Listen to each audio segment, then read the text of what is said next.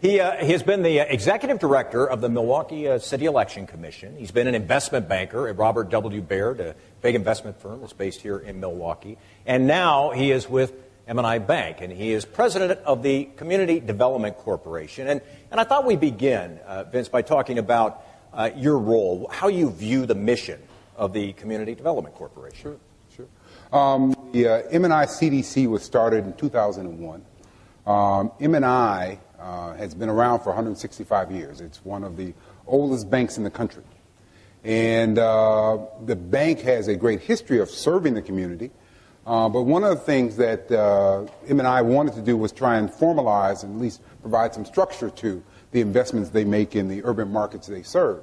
You'll also, if you know a little bit about M&I's history, prior to 2000, M&I was pretty Wisconsin-focused, Wisconsin-based. About 2000, 2001, they started branching out in some other markets. And part of what has to happen for banks, because we are regulated bodies, is that you have to get approval from the federal government in order to move on to different and broader markets. And because of the Community Reinvestment Act, your expansion is, for lack of a better term, the Federal Reserve or the OTS, which is the Office of Thrift and Supervision, which govern the banks, say, what have you been doing in your communities?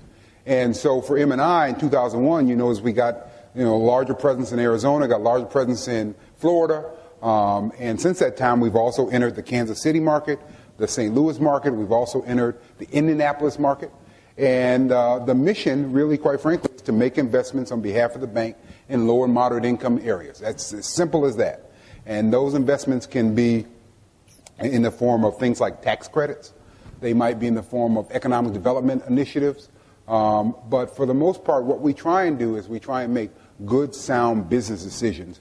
And you do that with finding good partners out there. And that's a large part of what my staff and I try and do, is find good partners to do business with. This is important work, but we should make it clear, this is not charity. You're looking to make money as you invest in economically distressed areas that need help. Absolutely. As you can tell by my size, I like to eat. So people who like to eat have to make money in order to feed themselves. And so I have some other M&I colleagues here today, and they would attest to that fact as well. But the bottom line is, no, we're in a business. M&I Bank is a business. We have shareholders all across this country, all across this world.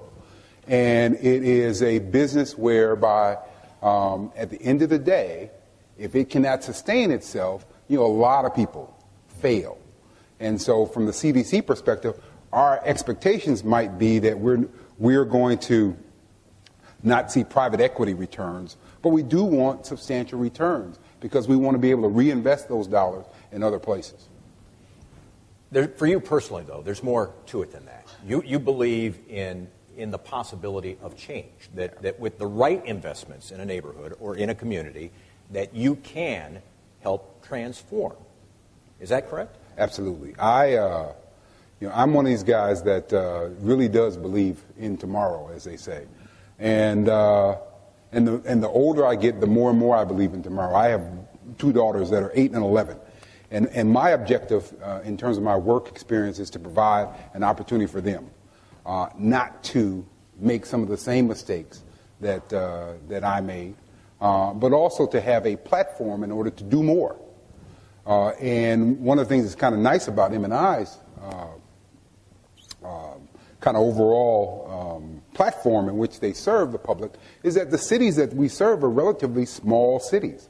Other than Phoenix, which is about 2.5 million people, Indianapolis, Kansas City, St. Louis are all manageable cities. And the problems they have are very similar to the problems that exist here in Milwaukee, and they can be overcome. 25 years ago, if you went to Indianapolis, Indiana, wasn't a whole lot going on.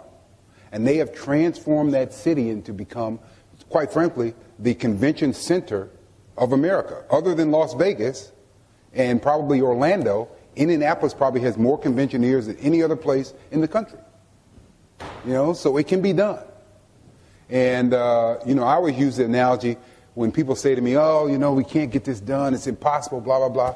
Well, let's see, when I was a little boy, and if you'd have said to somebody that you couldn't smoke in a restaurant, they look at you like you're crazy. It's my right to smoke. Well, now we have smoke-free restaurants all across this country, and that's going to continue. That's only going to get more intense, and I think we can overcome any problem that's out there. I think we can overcome. You have a portfolio of what, over $100 million that you're handling right now? I do. And how much on a typical yearly basis do you put into communities around this country? We're anywhere between $15, $20 million a year. So it's not a big number, but it's not a small number either. I mean, there are bigger banks out here who do $100 million a year in terms of tax credit deals or other kind of economic development deals. But from my perspective, I have a relatively small staff. It's just 6 of us. And for us to manage, $15 million worth of investment, that's a lot. And we're going to grow that business. My hope is that we get to a point where we're somewhere between $500 million and $1 billion at some point in time. And so I sometimes talk to my staff about what that all means, and it scares them a little bit because they know what they do today. But part of our expectation in life is that tomorrow is going to be better. So let's keep working at it. How do you decide what you're going to invest in? What is a good investment? What can make the most difference, for example, in a neighborhood? How do you make those decisions? Mike, there are all kinds of factors that play into that. We have really tried to look at projects that are not in isolation. For example, if we're going to do a housing development, we want to make sure that it's sited in a place that's accessible on public transportation, for example, or it's near a school, or it's going to mean something to the people other than just being plopped down in the middle of a block. M&I is a pretty conservative place, so we don't always want to be the first investor on the block, but we also don't want to be the last investor on the block. And so oftentimes we will have projects that we are doing some follow-on investments to things that already exist, but we believe it's going to kind of help take it over to the next level. Here in Milwaukee, for example, we partnered up with a group called United Methodist Children's Service Society. They're located right in the Washington Park neighborhood, for those of you who are familiar, 2 miles away from here. Yeah. Familiar with Milwaukee. And they've been in that neighborhood for 30 plus years. For the most part, they provide some transitional housing and the food bank for that part of the city. And they decided they wanted to do more. And so one of the things that they decided they wanted to do was provide housing for some of the people that were getting services from them but needed to stay longer.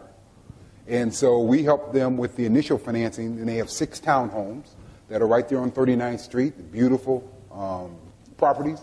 And now they've already completed the second phase, which is another 24 units of affordable housing right there in the neighborhood. If you go to that location at 39th and Lisbon, right across from Washington Park, and you go to the 4th floor of that building, you actually can look back and see downtown Milwaukee. And one of the things that was very, very heartwarming for me was when we were there and they had a groundbreaking and all that kind of stuff. There were kids in that neighborhood who hadn't been to downtown Milwaukee, let alone see downtown Milwaukee.